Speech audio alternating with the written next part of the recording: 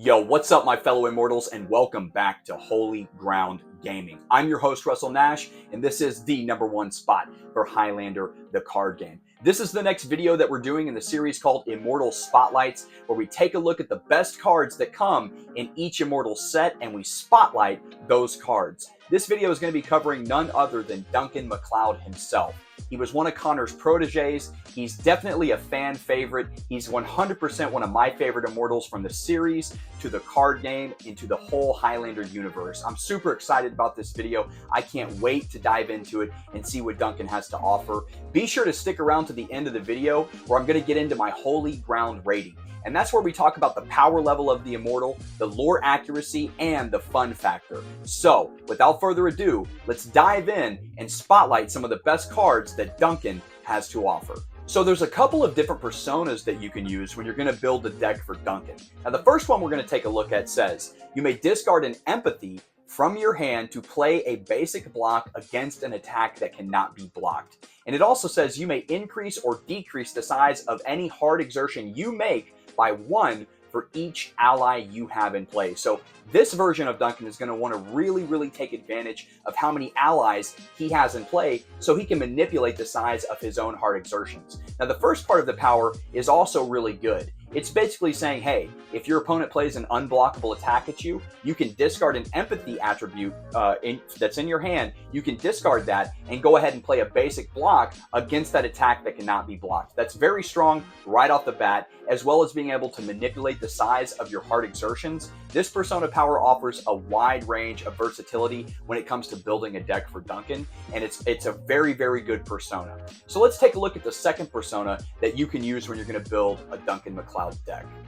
So the second persona that you can use when building a Duncan Macleod deck is, it says, you may substitute your persona-specific special attacks that are unreserved and have no printed restriction number in place of your basic attack requirements. And it also says that you can decrease or increase the size of any hard exertion you make by 1 for each ally you have in play. So it's going to give you the second part of his first persona power where you're going to go ahead and manipulate the size of your hard exertions by how many allies you have in play. But the first part of the second persona power is that basically what this is allowing you to do is it's allowing you to get rid of your basic attacks and substitute in his special attacks in place of your basic attacks. Because we all know in Highlander, your deck, for it to be legal, you've got to have 9 basic attacks and six basic blocks. So what this power is basically allowing you to do is it's allowing you to get to the attacks that you want to get to faster when you're going to go through your endurance, right? So you're not having to worry about those basic attacks.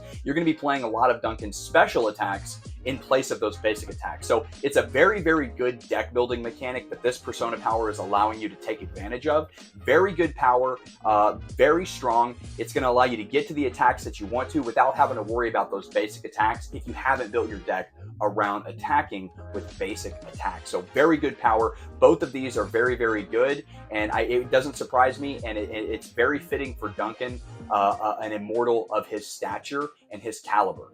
So without further ado, let's jump in and take a look at some of the best cards that come in Duncan's set.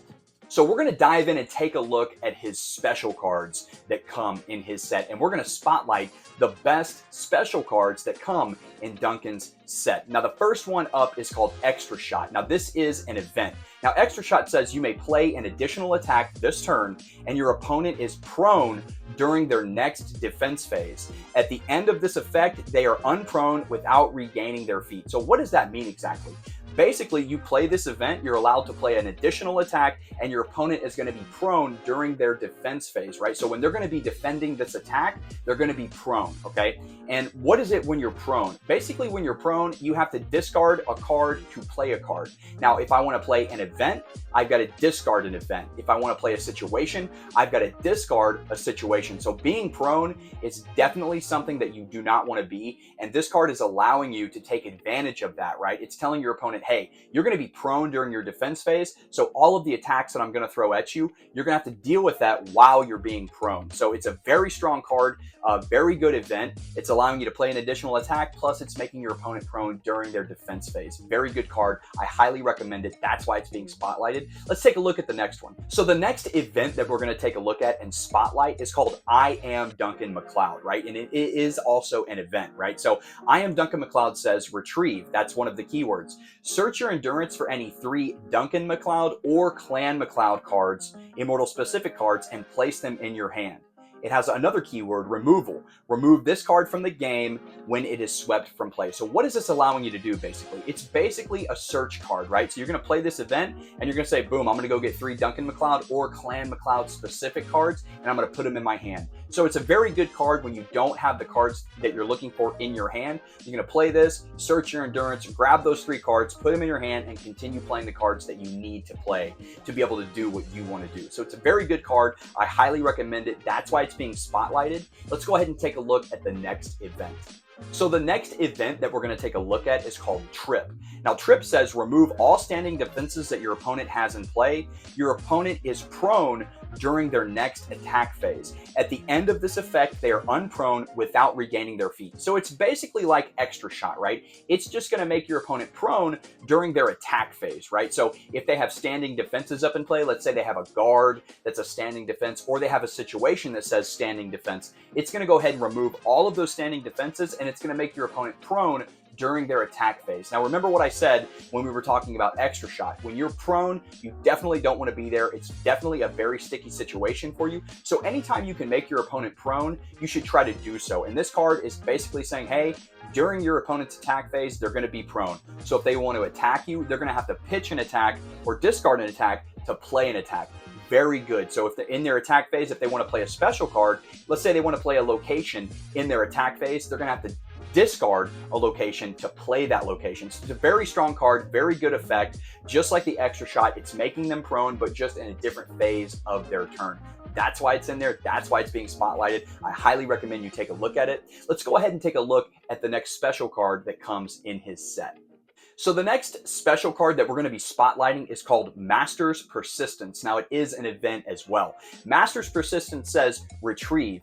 That's one of the keywords. Reshuffle your discard pile into your endurance. It has another keyword where it says removal. Remove this card from the game after its use, right? So basically what that's allowing you to do is that if you're getting low in your deck or your endurance, right, you can play this card and you can reshuffle your discard pile into your endurance, right? And then you remove this card from the game after you use it. So it's a very good card. It's basically giving you a free reshuffle, right? You're just going to restart over from zero. You're going to grab your discard and you're going to shuffle it into your endurance or your deck, and you're going to shuffle it up, and then you're going to have a full deck ready to play again. You remove this card from the game and you start right back over, and you hit your opponent where it hurts with the attacks and the defenses that you need, right? So it's a very good card. Anytime you're allowed to reshuffle your discard into your endurance and start your whole process over again, is a very good card. That's why it's in there, and that's why it's being spotlighted. So let's take a look at the next special card that is found in Duncan's set.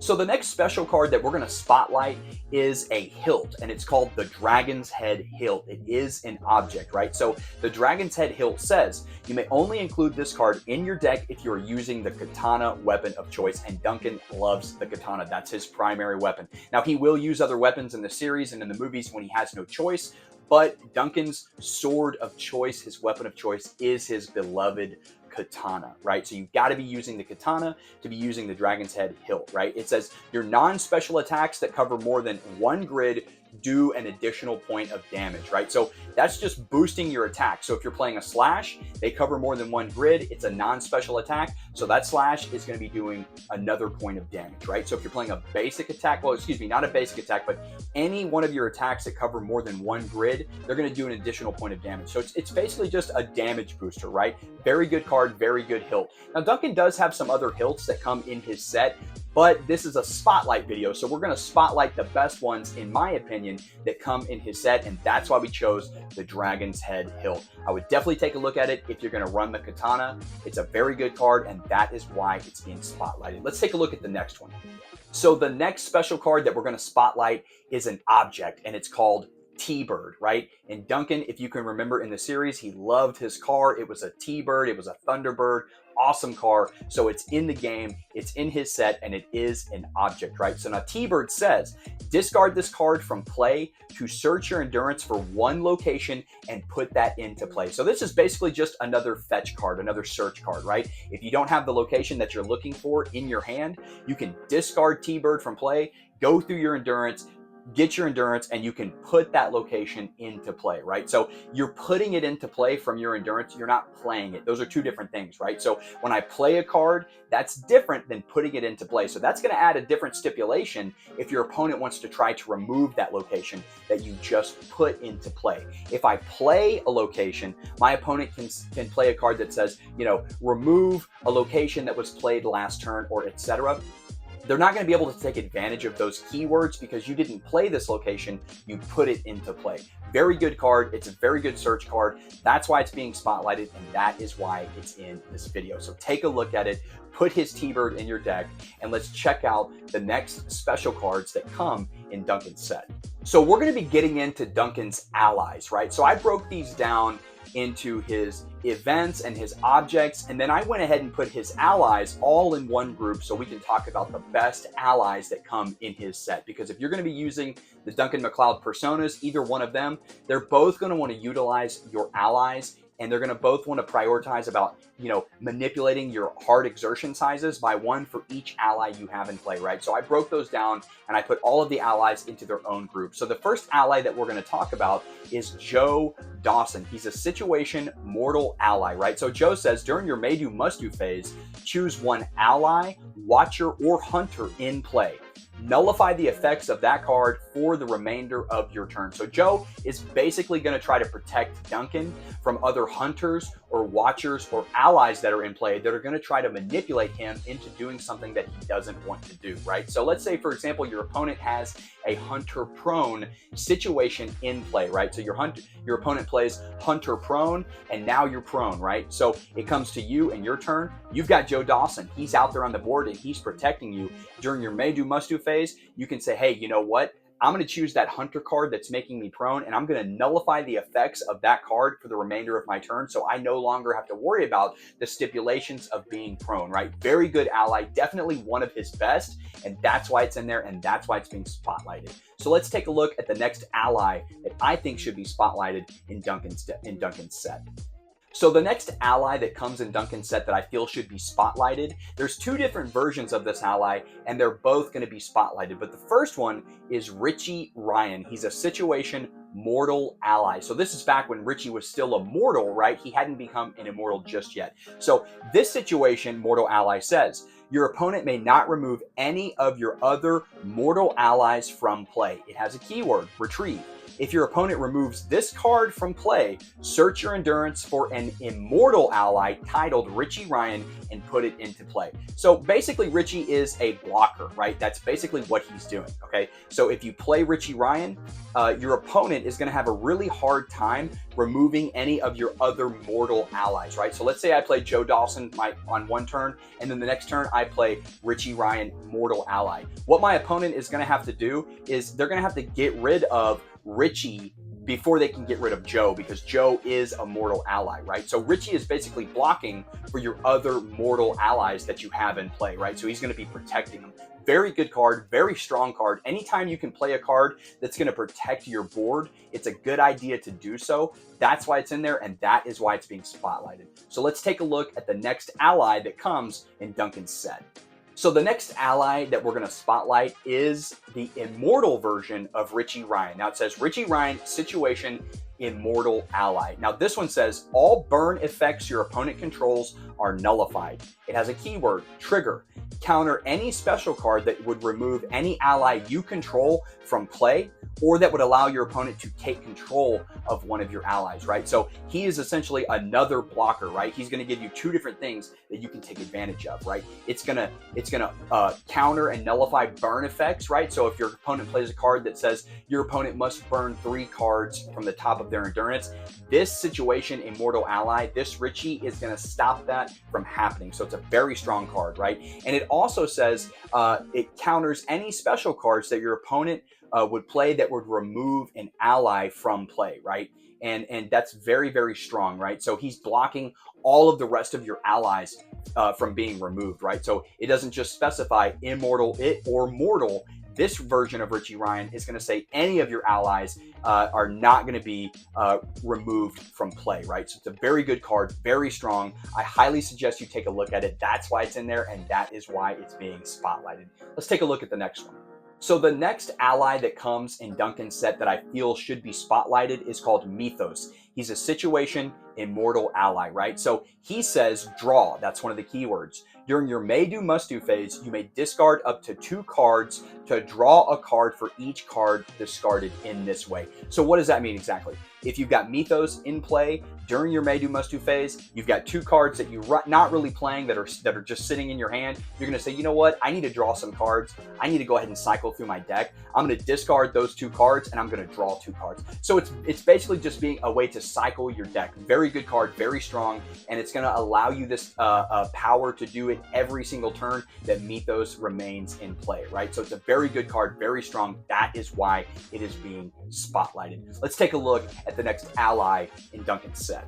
So the next ally that we need to talk about and spotlight is called Anne Lindsay, and she is a situation mortal ally. It says, during your defense phase, you may make a hard exertion to prevent 1 damage during your turn, right? So this plays in perfectly to Duncan's persona powers, where he's manipulating the sizes of his hard exertions by how many allies he has in play. So let's just say, for example, you've got it's on your turn and your opponent's got some big damage coming at you, right? And you don't have the defenses in your hand to deal with those attacks, right? So what you're going to say is, I've got 4 allies in play, right? So I can manipulate the size of my hard exertions by 1 for each ally I have in play. Now, if I've got Anne Lindsay in play during my turn, I can make a hard exertion to prevent 1 damage, right? So what I'm going to do is I'm going to say, I've got 4 allies in play. I'm going to make a 1-card hard exertion to prevent 1 point of damage. Very strong, very good. It's basically it's a safety net for you, right? So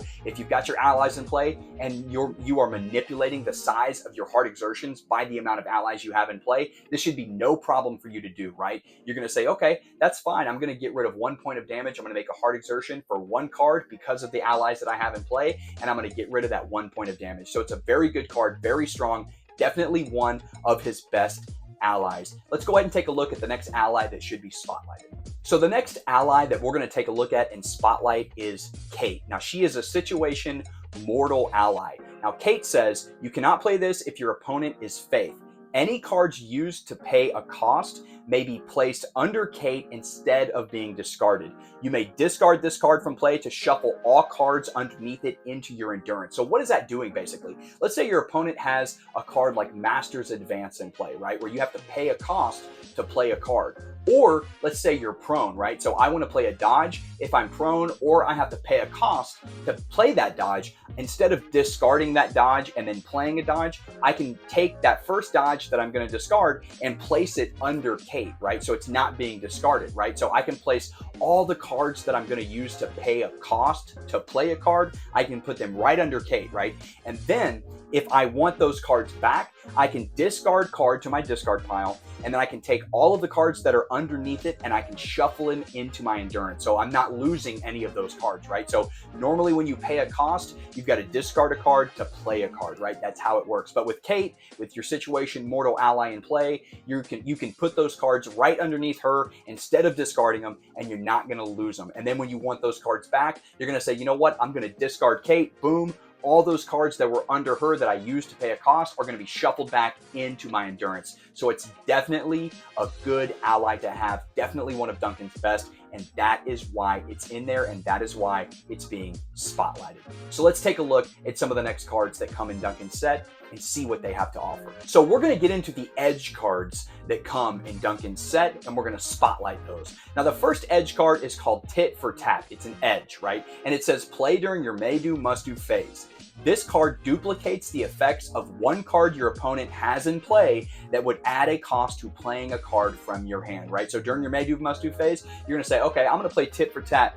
Boom, right? Your opponent has Master's Advance in play that says you have to discard a dodge to play a dodge. Now that would be a cost effect, right? So this card is gonna basically just it's gonna duplicate the effects of that Master's Advance, and now your opponent has to discard a dodge to play a dodge. So it's a very good edge card, very strong. That's why it's in there, and that is why it's being spotlighted. It's turning your opponent's strategy that they're trying to implement on you, and it's turning them right back around on them. Very good card, very great edge card. That's why it's in there. Let's take a look at the next one. So the next edge card that we're going to take a look at is called Meditation. It has a keyword. It says Reveal.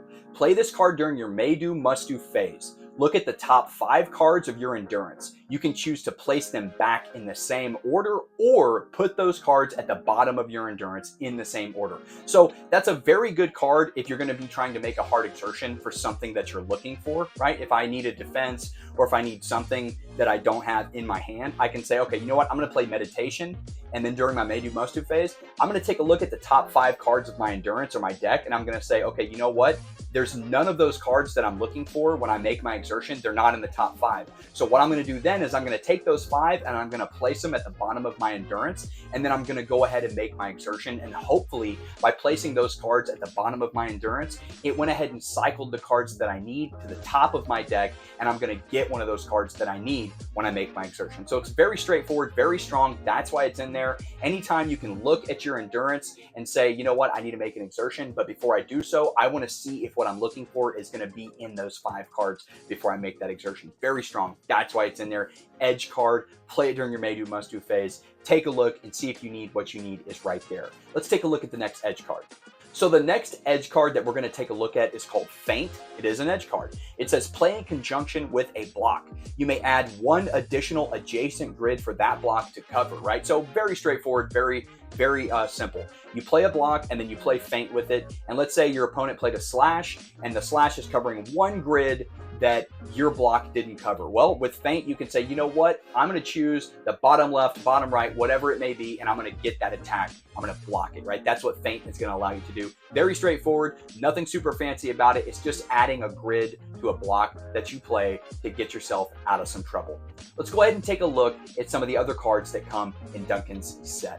Okay, so we're going to get into his attacks. The attacks that are the best ones in his set, and we're going to spotlight those. Now, the first attack that we're going to talk about is called Blade Whip, and it is a special attack. It's going to be doing 0 damage, and it has a keyword. It says Restriction. Your opponent cannot play a dodge from their hand to defend this attack. If this attack is successful, your opponent is prone, right? So your opponent may think, well, you know what? It's not really doing any damage to me, but if it is successful, they're going to be prone, right? And you don't want to be prone. We've already covered that, right? So, and it's also giving your opponent a stipulation. It's giving them a restriction effect. They can't play a dodge from their hand to defend this attack. So if they want to play a dodge or all they have is dodges, they're going to have to make a hard exertion in hopes to find a dodge to get around this attack. And if this attack is successful, it's not doing any damage, but it's making them prone. Very good attack. It goes well with Duncan's set, and that's why it's in there. Let's take a look at some of the other attacks that come in the set. So the next attack that we're going to spotlight is called Kick, and it is a special attack, and it's doing 1 damage. You may play this attack even if you are disarmed. This attack cannot be blocked, and if this attack is successful, your next attack this turn cannot be blocked. You may play an additional attack this turn. So what is that doing basically? It's a special attack that you can play even if you're disarmed, or even if you have no weapon, you're disarmed, you can play Kick. It's doing 1 damage. It can't be blocked, and if it's successful, your next attack cannot be blocked, and it's allowing you to play an additional attack that turn, right? So very good card. You can chain that in to a very dirty, nasty combo. Plus, it's doing 1 damage, and we all want to do some damage. So it's definitely one of the best attacks that come in his set. Let's go ahead and take a look at the next attack that comes in Duncan's set. So the next attack that we're going to spotlight is called Killer Precision. It's a special attack. It's doing 3 damage, and it's very straightforward. It just says this attack cannot be blocked or dodged, right? So boom. It's very just right in your face, can't be blocked, can't be dodged, doing 3 damage. It's one of those attacks where you say, hey, I worked my opponent into a corner, now I'm going to hit him with a killer precision, can't be blocked, can't be dodged, and it's doing 3 damage. It's just one of those cards that you throw down and you say, deal with it. Unblockable, undodgeable, 3 damage. What are you going to do? Very good card. A lot of the Immortals that have a killer precision, I always include their killer precisions in my decks because you never know when a 3-point damaged, unblockable, undodgeable attack is going to come in handy, right? So very good attack, very straightforward. That's why it's being spotlighted. Let's take a look at the next one. So the next attack that we're going to spotlight is called Leg Sweep. It is a special attack and it's doing 0 damage, right? Leg Sweep says you may play this card, you may play this attack even if you are disarmed, right? So you don't have a weapon, you've been disarmed, but you can play Leg Sweep, doing 0 damage. This attack cannot be blocked and you may play an additional attack this turn. If this attack is successful, your next attack cannot be dodged, right? So basically what it's saying is it's unblockable, and it's allowing you to play an additional attack, and if Leg Sweep is successful, that additional attack cannot be dodged, right? So it can't be blocked. Let's say it goes through, boom, it can't be blocked. You hit him with that, you can play an additional attack, and your next attack cannot be dodged, right? So it's chaining into those combos that Duncan has in his set. Very good card. That's why it's being spotlighted. Definitely one of his best attacks, and you can chain those in with Blade Whip, with Kick, with Leg Sweep, and you can be doing a bunch of different things and throwing all kinds of stipulations at your opponent with these special attacks, right? Even though they're not doing damage, they're still going to cause problems for your opponent because it's offering your next attack to be unblockable or undodgeable. When you put those together and you chain them up, your opponent's going to have a very hard time dealing with all of the stuff that you're throwing at them. Let's go ahead and take a look at the next one. So the next attack that we're going to spotlight is Duncan's Master's Headshot, right? Now this is a very powerful card. Now Master's Headshot says, if the last defense you played this turn was a counter jump, this attack cannot be blocked. If you did not play a special card this turn, this attack is a headshot, right? So that's very strong, right? So you play a counter jump on your turn, boom, you throw out Master's Headshot, and now because you played the counter jump, it can't be blocked. If you didn't play a special card, it's now a headshot. Any Immortal that has their own Master's Headshot, I'm gonna spotlight it because they're always really, really great cards. They're definitely one of the best attacks that come in those Immortal sets. So that's why it's in there. Like I said, any Immortal that has a Master's Headshot, it's gonna be spotlighted. It's gonna be put in any deck that I make because I wanna make sure that I've got a nasty headshot card that I can play at my opponent when I've got them right where I want them. So that is why it's in there, and that is why it's being spotlighted. It's a Master's Headshot. It's offering a couple of different stipulations that you can use to get your opponent right where you want them. You play your counter jump, boom, it can't be blocked. And then if you didn't play a special, it's now a headshot. So that's an amazing card right off the bat. It's very, very strong. I would highly, highly, highly recommend taking a look and putting his Master's Headshot in your decks. So let's take a look at the defenses that come in Duncan's set, and let's spotlight those and see what they have to offer. So the first defense that we're going to spotlight that comes in Duncan's set is his Master's Block. Now it is restricted to 2. That means you can have 2 of them. And Duncan's Master's Block says your first attack this turn cannot be dodged. You may attack to areas you just blocked, right? So it's a very good card. It covers all of the grids. It's a full gridded defense. It's a Master's Block. It's basically saying, hey, because you played this Master's Block, your first attack this turn cannot be dodged, and you can attack to areas that you just blocked, right? So it's a very good card. Any Immortal that's going to have their own Master's Block, I'm going to spotlight and I'm going to put it in my decks, just like their Master's Headshot. So definitely take a look at Duncan's Master's Block and put them in your deck. They're going to help you. They're not going to hurt you. Let's go ahead and take a look at the next defenses that come in his set. So the next defense that we're going to spotlight is Duncan's Master's Dodge, and it's restricted to 3. Now, Duncan's Master's Dodge says your special attacks played this turn are now martial arts attacks. You may play martial arts attacks this turn even if you're disarmed, and your martial arts attacks now do an additional point of damage, right? So let's say, for example, you're running those Blade Whips, or you're running those Leg Sweeps, or those Kicks. Now, those are special attacks, and what this Master's Dodge is going to allow those to do is they're now going to be turned into martial arts attacks, right? And you can play martial arts attacks even if you're disarmed or you have no weapon, and Master's Dodge is going to boost those attacks that are doing 0 damage. Now they're going to be doing 1 damage. Very strong card. Definitely one of the best defenses that come in his set. Any Immortal that has a Master's Headshot, a Master's Block, and their own Master's Dodge, they're all going to be spotlighted. This is definitely going to help your deck. It's definitely going to make those attacks more difficult for your opponent to deal with, and that is why it is in there. Let's go ahead and take a look at the next defense that we're going to spotlight in Duncan's set. So the next defense that we're going to spotlight is going to be called Prime Block. Now, Prime Block says, this defense can block attacks that cannot be blocked, and this defense may be a power block without an exertion. Your first attack this turn may be a power blow without an exertion. So this is a very strong defense card, right? Prime Block is giving you a bunch of different options when you play this card, right? It can block attacks that can't be blocked. It can be a power block without an exertion, and it makes your first attack a power blow without an exertion. That's a very strong card. That is why it's in there, and that is why it's being spotlighted. I would highly recommend taking a look at this and throwing it in your deck. Very good card. That's why it's in there. That's why it's being spotlighted. Let's take a look at the next defense that we need to spotlight for Duncan's set. The next defense that we're going to spotlight is Duncan's counter dodge. It's a jump, right? It's a duck, right? So it's one of his counters, and it says you may play special attacks from an exertion, right? Normally, special attacks cannot be played from exertions. This is going to allow you to do so, right? So let's just say, for example, you don't have an attack in your hand that you're looking for. You play this, and boom, you can make an exertion for a special attack, and if it's found in that exertion, you can go ahead and play it. So it's a very good card. It offers great versatility when you're going to need stuff that you don't have in your hand and you're relying on a bunch of special attacks so you can throw them at your opponent. Very good card. That's why it's in there, and that is why it's being spotlighted. Let's take a look at the next one.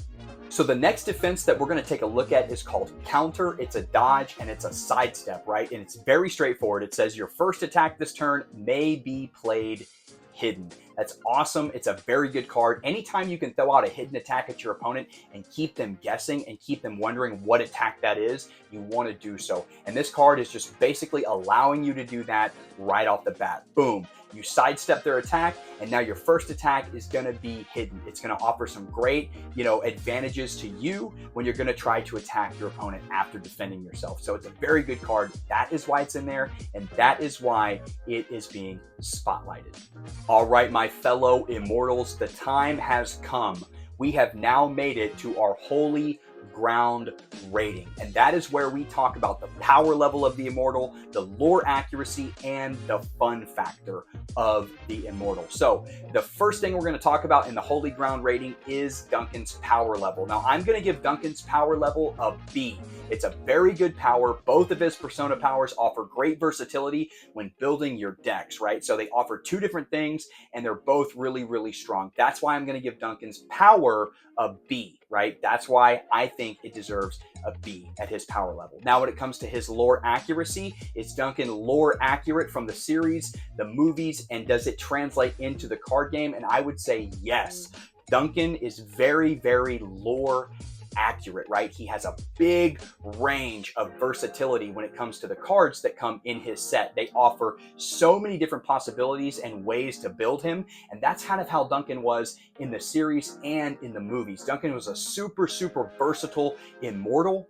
He had a bunch of different things that he knew how to do, that he gained knowledge of over the centuries of being alive, fighting and beating some of the best Immortals that have probably ever lived, some of the most dangerous Immortals. He's learned so many tricks. He has so many things up his sleeve, and that is why he is lore accurate into the card game, because the cards that come in his set offer so much versatility, and he is 100% lore accurate. Now, the last factor in the holy ground rating is the fun factor. Is Duncan Macleod fun to play? And the answer is simple, yes. He is extremely fun to play. He is a great Immortal. He offers so much versatility. He's extremely fun. So his power is a B. He's very lore accurate, and he is super, super fun to play. I love building Duncan and seeing all the different things that I can do with the cards that come in his set. Now, the overall holy ground rating that I'm going to give Duncan Macleod is going to be an A. He gets an A overall for the holy ground rating. From power level to lore accuracy to fun factor, Duncan is going to get an A. Now, There are some things that he could do better and some things that he could do worse, right? But as far as the holy ground rating, the power level, lore accuracy, and fun factor, he gets an A. Duncan is an amazing Immortal. Definitely a fan favorite. I love building Duncan decks. He's great in the series, he's great in the movies that he's in, and he's great in the game. That is why he gets an overall holy ground rating of an A. Well, I really hope you enjoyed this video. It was super fun to make. I can't wait to dive into the next one and see who we're gonna spotlight next. Tell me down in the comments which Immortal you wanna see me spotlight next for you guys. It's super fun to do. I can't wait to get into it. If you liked this video, leave it a thumbs up. If you hated this video, leave it a thumbs down. Consider becoming an Immortal today and hitting that subscribe button. We are on the road to 500 Immortals or 500 subscribers. I think we can do it, guys. I really love this amazing community that we've been able to build. I love making these videos for you. So consider becoming an Immortal today and hitting that subscribe button so you don't miss out on any future Highlander CCG content. Be on the lookout for that next video. Don't lose your heads out there, and remember, there can be only one collectible card game.